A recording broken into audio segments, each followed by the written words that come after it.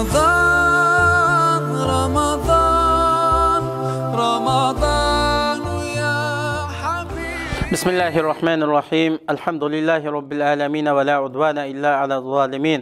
الصلاة والسلام على رسولنا محمد وعلى آله وصحبه أجمعين. أما بعد. Assalamu alaikum wa rahmatullahi wa barakatuhu. Hürmetlik ustazlar ve qarindoshlar, Ramazandagi kundalik so'g'at programmamizning 23-bölümü ishonni puxta qilgan ikkinchi qitim takror qilishga ehtiyojli bo'lma.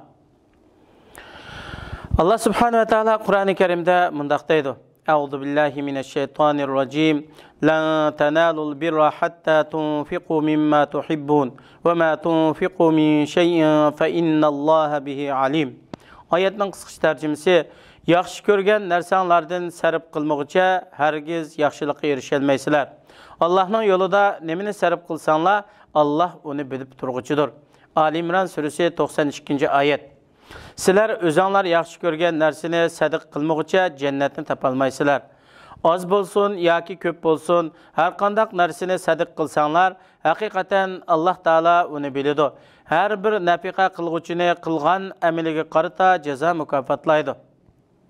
Asma binti Yazid radhiyallohu anhadan bayon qilingan hadisda Payg'ambar alayhissalom mundaq deydi: Kimki qirindishi yo'q yerda uni mudofaa qilsa, u kishini do'zaxdan ozod qilish Alloh taologa haqliq bo'ladi. Ibn Mubarak bayon qilgan hadis. Hikoya: Burun bir adam bağның yenidən ketib ötüb, yerga tushib ketgan bir olmani uchirtibdi. Shuning bilan olmani yerdan ilib yeyibdi. Ondan ko'nglida men o'zimning haqqim bo'lmagan bir narsani yeb saptiman deb o'zini malomat qilib, mushu bağның egasini tepib, u kishidan kechirim so'rash yoki olmaning pulini berishni qaror qilibdi. Şunun bilan u kishi bağның egasini izlab tepib, bo'lgan ahvolni aytib, o'zini kechirim qilishni yoki olmaning pulini olishni talab qilibdi. Lekin bog' egasi u kishining bu qadar omonatdorligidan bak hayron qilib, u kishiga: "Faqat mening bir shartim bor. Shuni qabul qilsang, seni afu qilaman. Qabul qilmasang, afu qilmayman. Shart, mening bir qizim bor. Sen uning bilan to'y qilasan. Shuni bilginki, u qizim gacha, gaz, qarg'u va puti basmas palach. Yoki sen uning bilan to'y qilasan, yoki men seni bu olmish uchun hargiz afu qilmayman" debdi. Shuning bilan bu kishining ko'nglida ikkilanish bo'lib, dunyoning azobi bilan oxiratning azobi orasini silishtirib, ko'nglida bu to'yga muvofiq kelibdi. U kishining to'y qilgan qiz bilan uchrashadigan vaqti yaqinlashibdi. U kishi hujur uyiga kirsa, shundoq go'zal, adab, axloqliq, ilm, ma'rifatlik, esil bir qiz o'ltirgudek.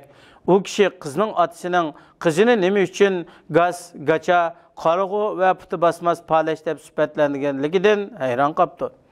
Qizning otasi buni tushuntirib mundaq debdi: "Qizimni qarg'u deyishim harom narsalarni ko'rmadi, gachi deyishim nachar so'z qilmadi, gaz deyishim nachar, sat, Alloh yoqtirmaydigan, g'azab qiladigan gaplarni anglamadi. Uning ikki puti harom yo'llarga minishdan palashdir." Shuning bilan u kishi bu qiz bilan to'y qildi. Bu to'yning mevasi bo'lib, ulardan Imom Abu Hanifa rahimahulloh dunyoga keldi. Hikmat: ishonni puxta qilgan, uni ikkinchi qitim takror qilishga ehtiyojli bo'lma.